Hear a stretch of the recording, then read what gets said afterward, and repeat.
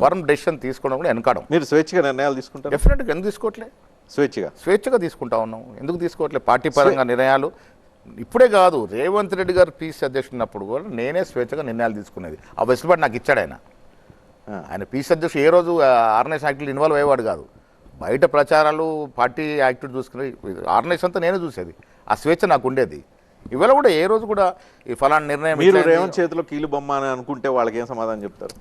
ఇప్పుడు కాంగ్రెస్ పార్టీలో రకరకాల ఒపీనియన్ ఉంటుంది, రకరకాలు అనుకుంటారు. రేవంత్ రెడ్డి చేతిలో కీలుబొమ్మ అనొచ్చు, రేవంత్ రెడ్డి వ్యతిరేకం ఉన్నాను కొందరు అంటారు. కాంగ్రెస్ పార్టీ అధిష్టానం ప్రవేశపెట్టిన ఒక పవర్ సెంటర్ అంటారు. అల్టిమేట్గా ఇప్పుడు రేవంత్ రెడ్డి గారికి కానీ నాకు రేవంత్ రెడ్డి గారు చాలా సందర్భాలు చెప్పాడు.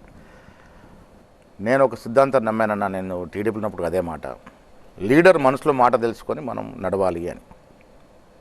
అప్పుడే మనకు లీడర్షిప్ చేతికి వస్తుంది. ఇంటిగ్రిటీ ఇంపార్టెంట్, లాయల్టీ ఇంపార్టెంట్ అని.